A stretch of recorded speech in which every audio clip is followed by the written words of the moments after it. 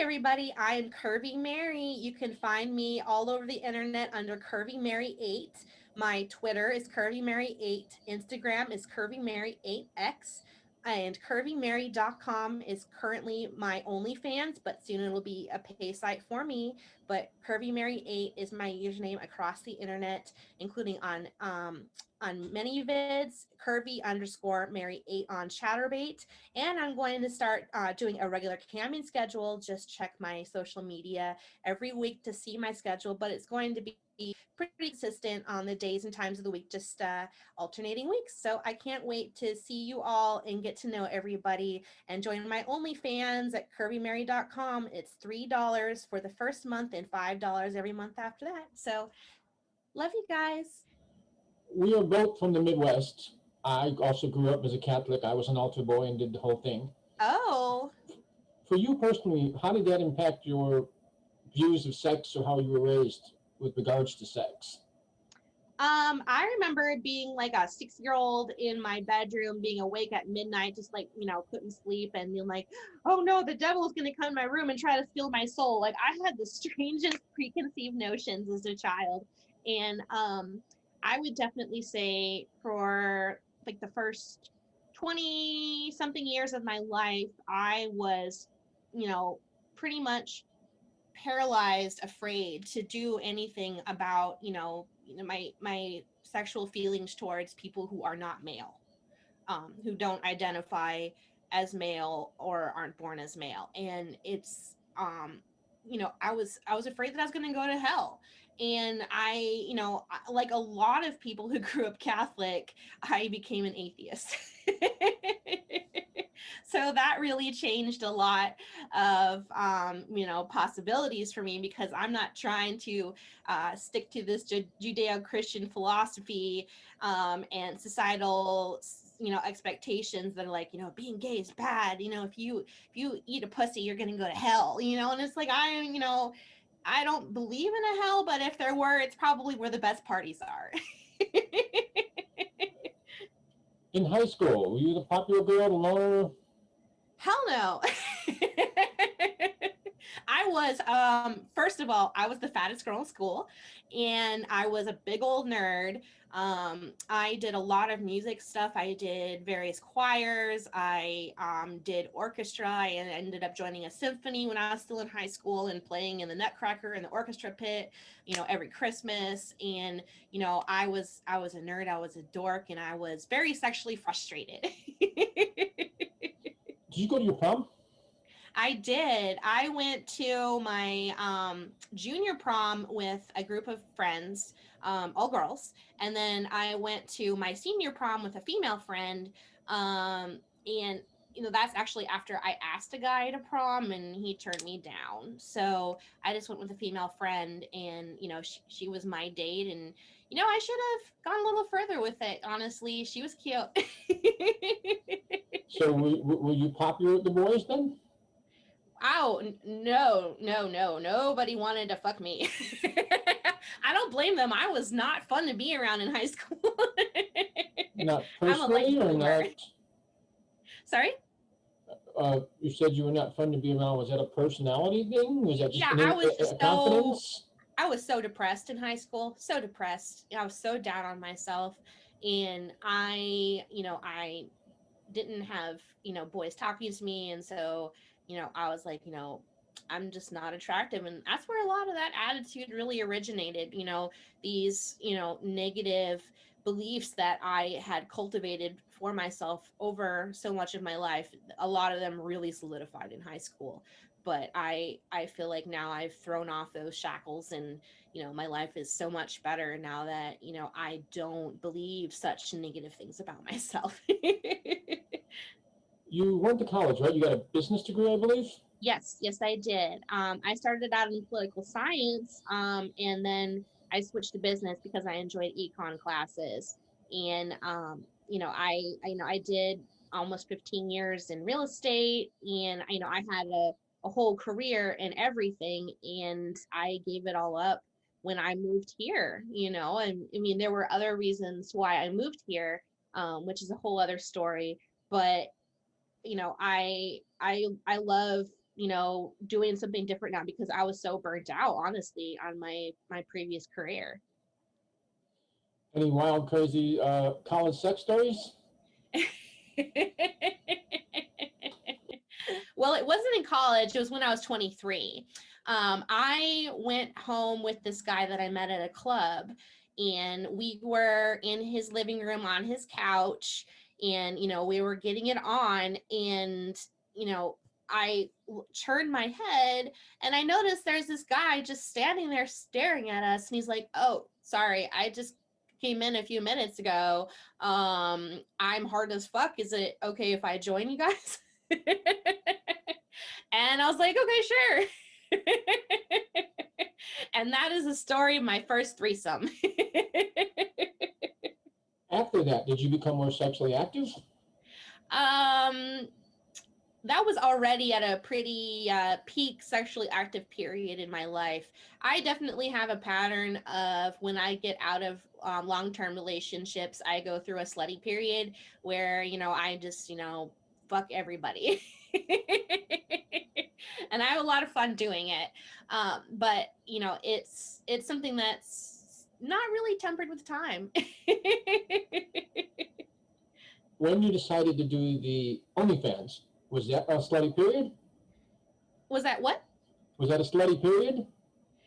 That no, I was married at the time. I am going through a divorce now, but yeah, my husband was okay with it at first, and then I started getting attention, and I was, headed to Vegas to, shoot for a week of, my first hardcore scenes, and he started to freak out.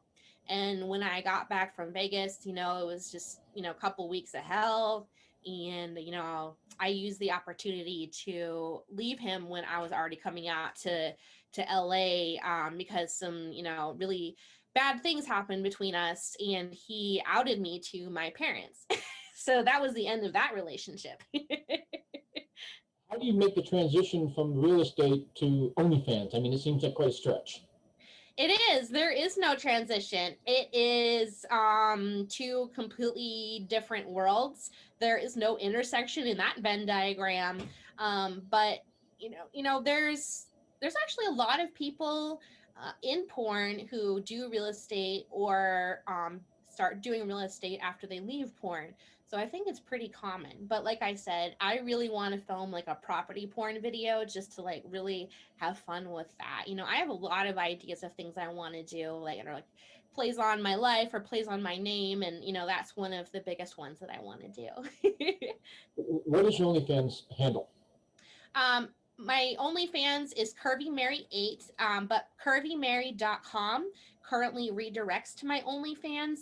But pretty soon I'm going to have my own pay site at curvymary.com. And my social media is Twitter is Curvy Mary 8, and Instagram is Curvy Mary 8X. That's my second Instagram. Hopefully I don't get deleted in this latest purge again, but we'll see. But just Google Curvy Mary 8, and you'll find me all over the internet, including pay sites. On your OnlyFans, do you shoot stuff that you want to shoot or stuff you think will sell?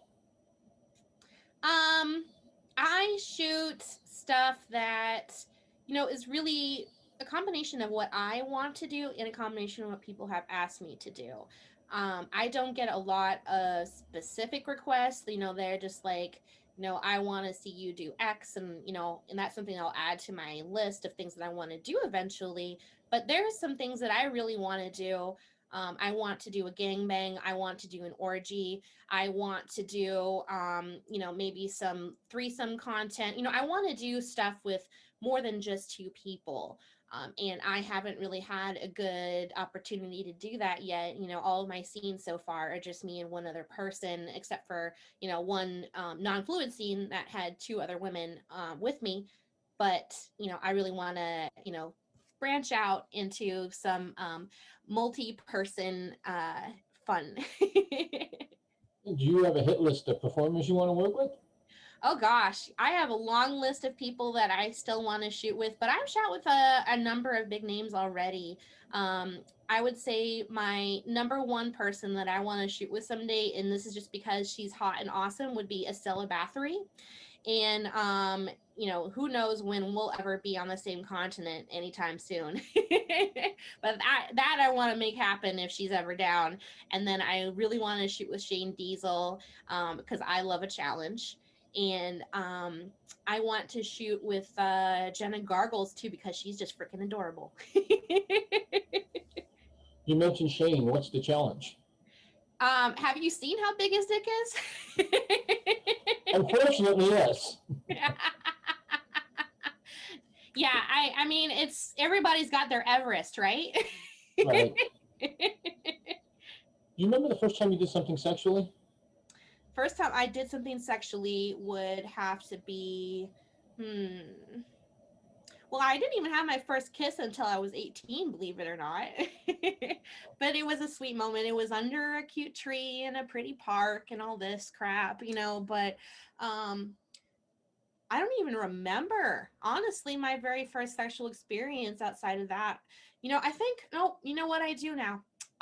There was this guy that I met on this like BBW dating site, and he took me around in his car for a few hours. Like we just drove around forever, and then like he took me to this like dark industrial street, and basically talked me into giving him a blowjob. So I was like, okay, and that was that. It was not very satisfying for me. Prior to giving him a BJ, had you masturbated, done anything like that? Yeah, I actually didn't even figure out how to make myself orgasm until I was about 14. But oh my God, that first week, after I figured out how to do it right, I was, like laying on the floor in the bathroom with the door locked just to like keep people from coming in, just like playing with myself, my hand in my pants. And, that was a lot of fun when I figured it out. At that point, did you know what that was and what you were doing, or did you just feel good? At first I didn't know what I was doing, or what I was doing, but eventually, I started, figuring it out and then putting a word to an action. You mentioned your first BJ. At this point, you can see yourself good at doing BJs? Oh yeah, that's actually like my thing too. I have a lot of videos that I've been doing lately that are POV BJs, and I have one that's over 20 minutes long, and there was this gigantic pool of saliva under, where everything was happening on the floor when I was done. Like I needed a big towel to sop it up. But yeah, I love giving like a good sloppy blowjob with lots of eye contact. And I post a lot of BJ content to my OnlyFans too. But you kind of just touched on it, but for you, what's the secret to a good BJ?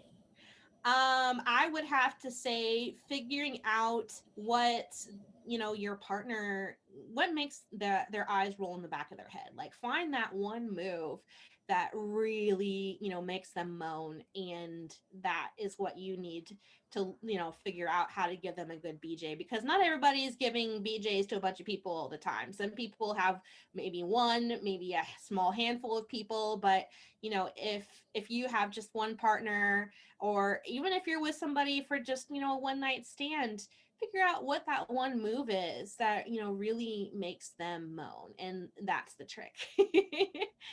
For you as a woman, what is it that gets you going? Do you like your neck nibbles, your boobies played with, maybe your clit licked or played with? um what really turns me on is kissing and like soft caresses, like that's a good way to get me started, definitely, like as the first move. As a woman, do you prefer having sex 3 times a day, or can you get by with a good 20-minute session once a day? I do like quality over quantity, definitely. But I love seeing how many times you can have sex with somebody in a day. Like, if you have, some time, like during quarantine, for example, take a day, with your partner or partners, and just like make a day of it and see how many times you can do it. It's a lot of fun.